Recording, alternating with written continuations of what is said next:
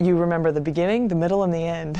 Everything in between is kind of a blur because it's over before you know it. But after the race is about 6 minutes long, we set the world record at 5 minutes, 55 and a half seconds. The first 45 seconds, they go by like that. You have no idea what happened. And then about second number 46 is when it really starts to hurt. And you know you have over 5 minutes left of the race. But you basically, the whole way down the course, you're just telling yourself it's a mental game, because your body can do so much more than what you give it credit for. And I've learned that over the last 4 years, that you really are a lot stronger than you think. You never take for granted how far ahead you are, so you know that every single thing that you do, you have to do a little bit more every single stroke. But you got to finish one at a time, and it's just one stroke, one stroke, one stroke. We got to the 1,000, and that's when we really started anticipating people making their pushes coming at us. So when we expected everyone to start moving, no one moved.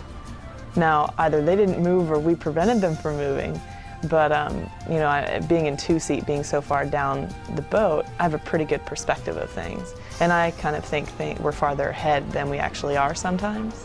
But in this case, I was sure that we were not winning at this point. There was no way that we were out ahead.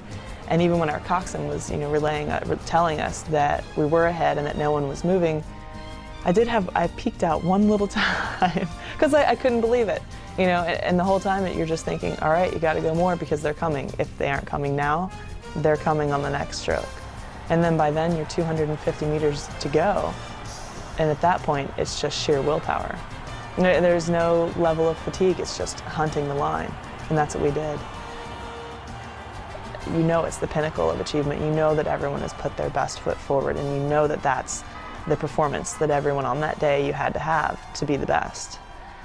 Standing there, I was the second to last person to get my medal, and I'm standing there watching my teammates as they're getting theirs and watching them go through their emotions, and everyone is so happy, and I just had this huge smile on my face. And at that point, your life has changed. I mean, it really has changed since then. But when she put the medal over my neck, her name was actually Anita DeFrance. She's kind of a pioneer in American women's rowing.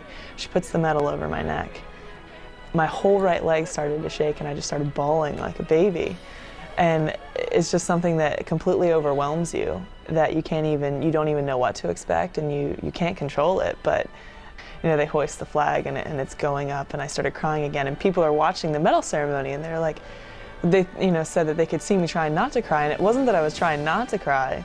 It was that I'd been crying for probably about 10 minutes, and so I was trying to just breathe so I could sing, but it wasn't about to happen. I think I got out the last, 10 words or so of the anthem, but I don't even know if it's gonna fully process, from now until the day I die, that we won the Olympics. The last time the United States won was 24 years ago, and women only raced half the distance. So we kind of, along with those women, made history somehow.